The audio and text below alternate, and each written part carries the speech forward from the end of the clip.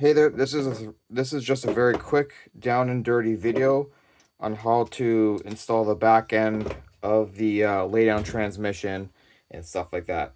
Um, and at first, just kind of focus on the arm assembly. So I like using these aluminum arms. You can get them cheap off of Amazon or other places like RC four-wheel drive or something like that.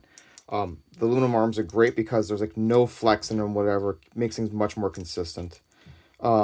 So starting off just like you normally would, you would pull this one screw, pull the pin off, insert the the hub that I create into the opening and screw it back down, put the pin back in. So if you notice the orientation, this way here says the left side. See how this is going off in this direction, and then if you look at how the back of the hub is, the screws are offset going forward. So like this is on the car, this is going forward, and these screws are going forward, and you can see that the ball stud is installed on the back. So it only be kind of in one way. So if you were imagine that ball stud kind of almost lines up directly to the differential, so that'd be the orientation. You'll take your floating body mount, and I like to just use 3 screws. 3 screws is enough.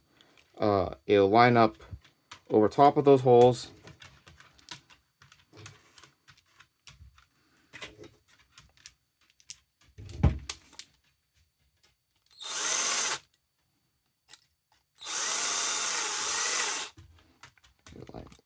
A little crooked.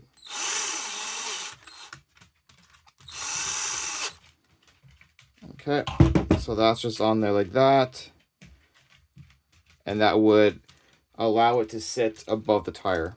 So a pair of those are done.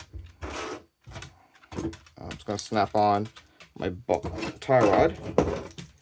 I want these to be orientated in the same direction. So I got a line here. So line. Oh, they only go on the one way, so no one. Alright, so that's that. So starting off with the build, using the wheelie bar. You do need to have the wheelie bar. It's for a set height, so you need that space of 3 mil in there. What I like to do is I would just use 2 countersunk screws, nylon locking nuts, just to hold that bar in place. That way, it makes things easy to assemble. So with the transmission,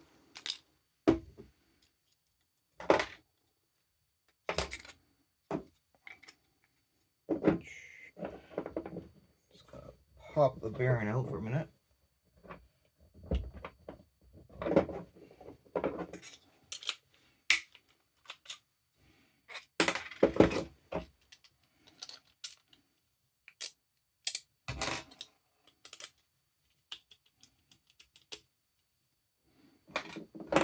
So here is 3D printed cases. I have a tiny little screw in here, so I can unplug it and fill with oil down the road. As I'm driving, I can just go top up the gears, make sure it's lubricated with some light oil. So there is these 2 halves. This side here would get the motor mount plate, and this side here is where our screws are mounted, screwed together. I already have installed my set screws for my droop. So starting off, you take one of the stock bearings from the transmission. I like to use the back of this to be an even press. Pushes right in there. Same thing for the other side. We're going to slide that bearing to help keep it straight into the opening down in here.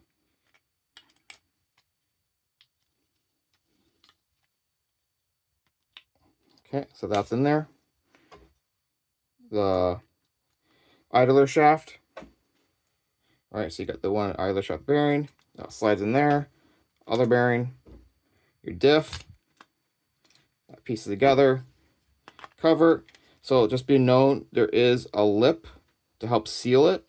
So it makes it a little bit tricky to get it in there because it's a close fit. That's in there. Okay. 3 screws. They're 20 mil long.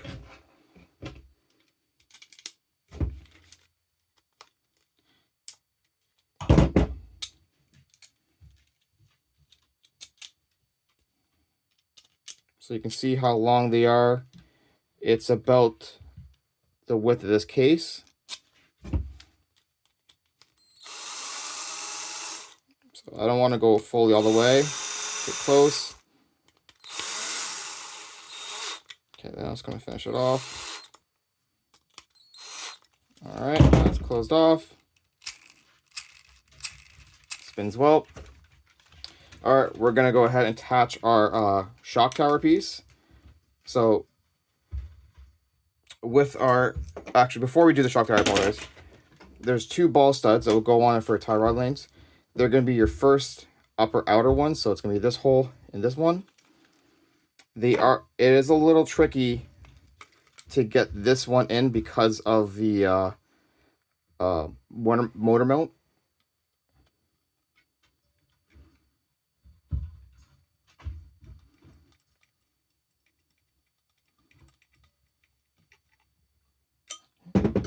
One in.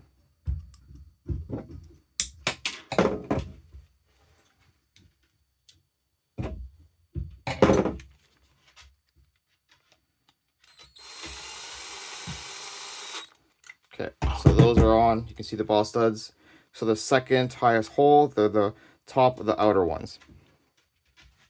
So gotta locate the screws. So I'm gonna go ahead and start mounting my shock tower. So I'm gonna be mounted into the 2 bottom holes and 2 upper holes to start with.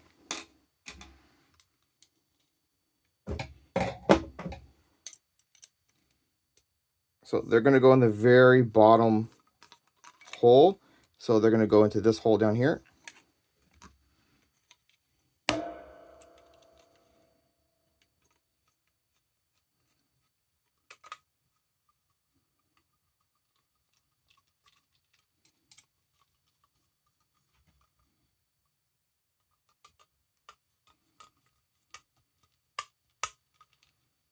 Okay. And then I'm going to put 2 up top.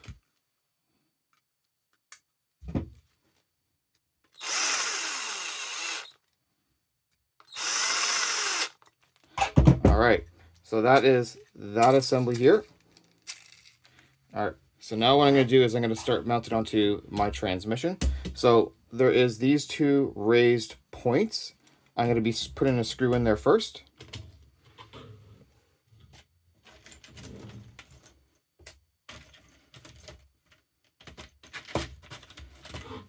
Okay, so countersunk.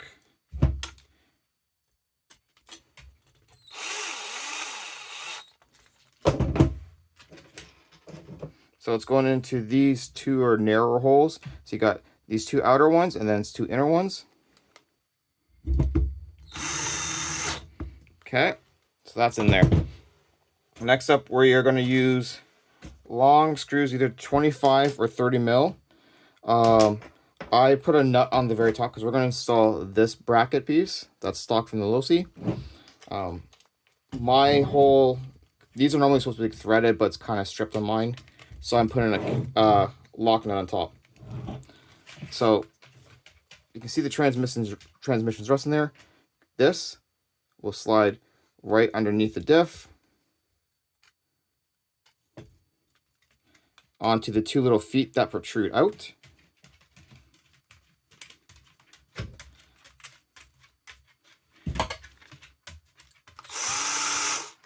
Get it started, but not going all the way just yet because I'm going to put the nut on. Put the other one in.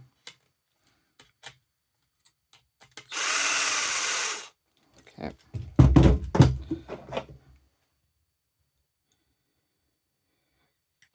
Just grabbing the nut.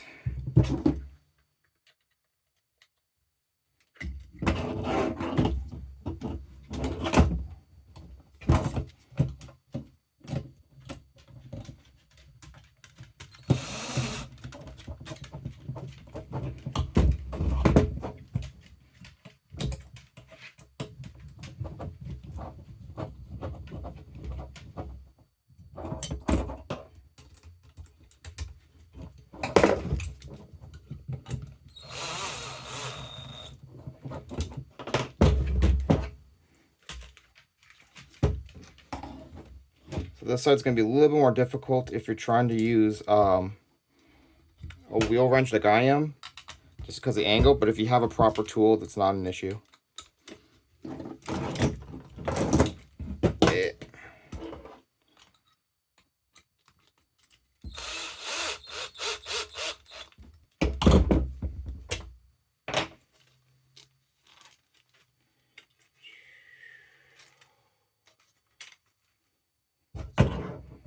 I feel like this can go a little more.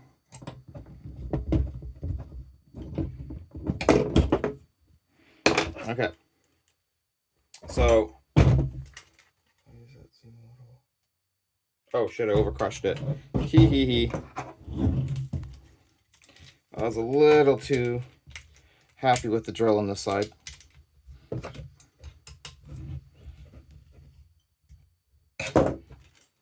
Okay. That is better. Alright. So, I apologize. So the next thing we're going to do is we're going to take the motor mount. Alright.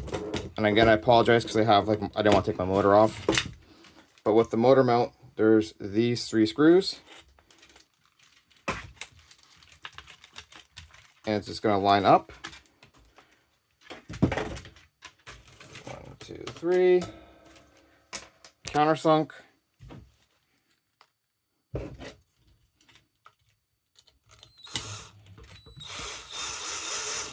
So I'm just going to get it started, get all 3 in.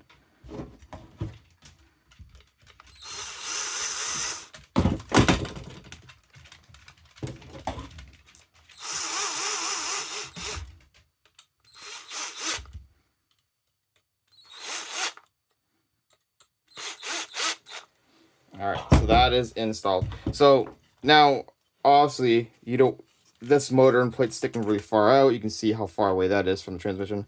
So you can get a lot of flex going on. You can see if I go from this side, you got that flex. So to help with that, there's this hockey looking stick or a good L looking piece. So you can see here it's stepped and raised because that's going to go on the bottom of the chassis. So it has minimal contact, so it can still have its like flex and stuff, but it does a lot to brace it. So this side is going to go on the very small tab of here, and then these 2 screws will line up to the 2nd and 3rd hole. So I'm just going to first get the holes started, and then so everything's lined up, and then I can tighten it down.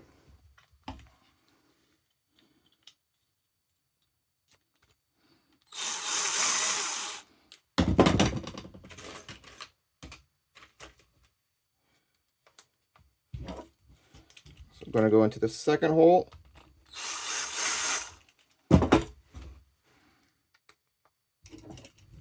And this 3rd hole. So everything's lined up, so now I can just snug it up. And with that, it greatly reduced the whole flex, really supports the motor well.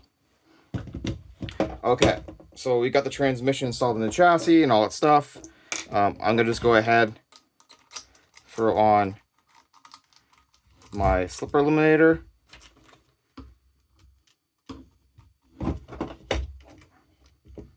And don't reef down the slipper eliminator because it will push on the bearings.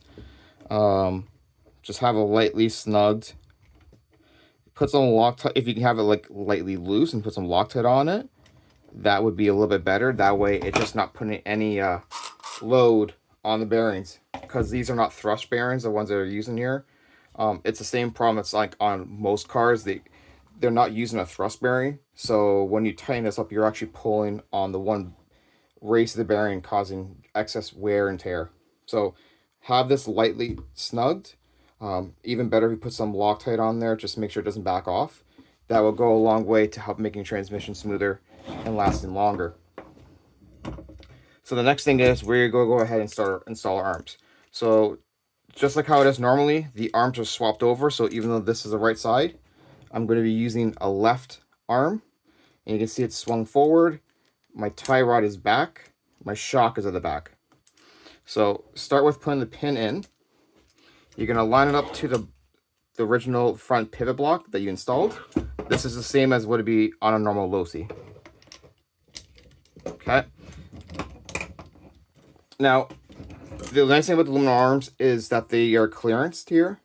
The stock ones aren't. So you either do one thing. You either clearance your stock arms if you use stock arms, or you clearance the shock tower down here to make sure that you're not binding. So grab the other arm, get the pin in there.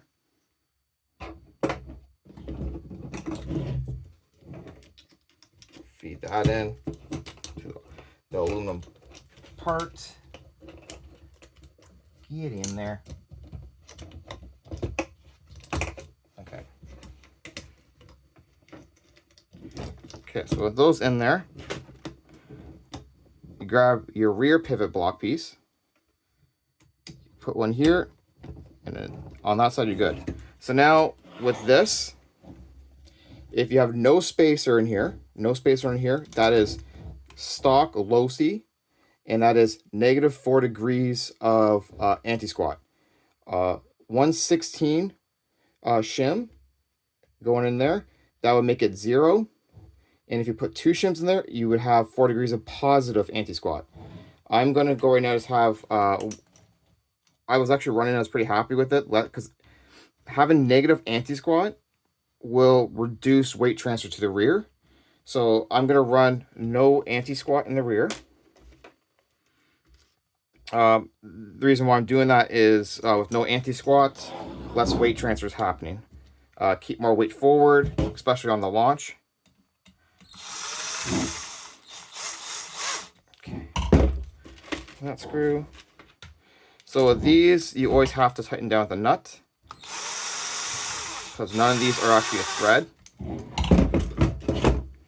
So it's got 2 lock nuts. Okay. Grabbing onto the nut there. And just going snug. Don't have to go crazy reefing on it. Okay. Make sure they're even at least, for even pressure and height.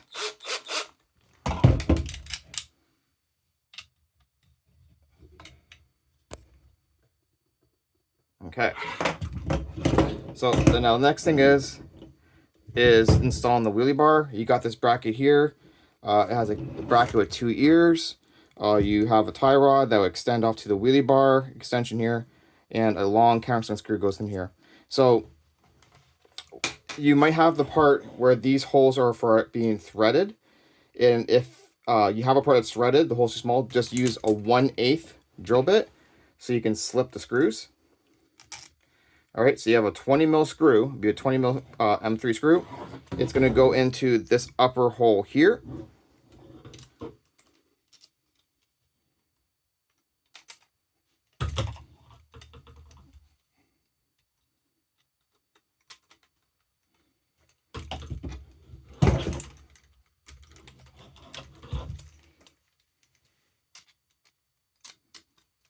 Okay, so you can see I got them lined up, and it's going to snug it down. Sorry for bumping the camera.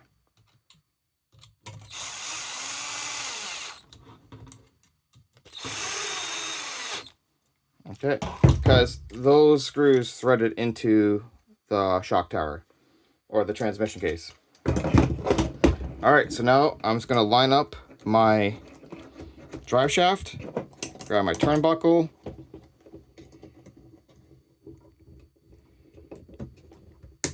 snap my turnbuckles back on. So once again, light the drive shaft, turnbuckle, snap it on. So you can see now my axles are dead straight right now. They're absolutely dead straight, and they are pretty much parallel to my tie rods and like my arm. The arm has a slight sweep, but it's pretty much all perfectly level now. So finish it off with installing my shocks.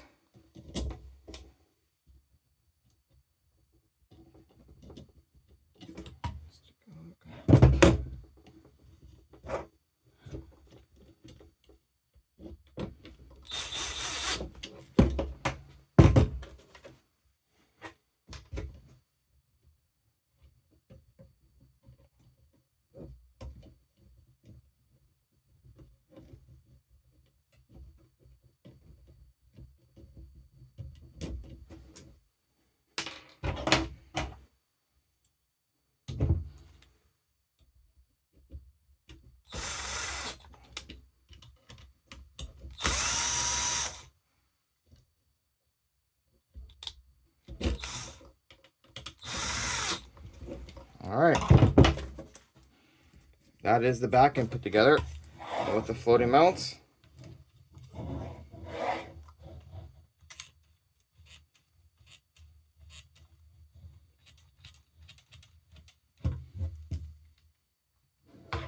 There it should be.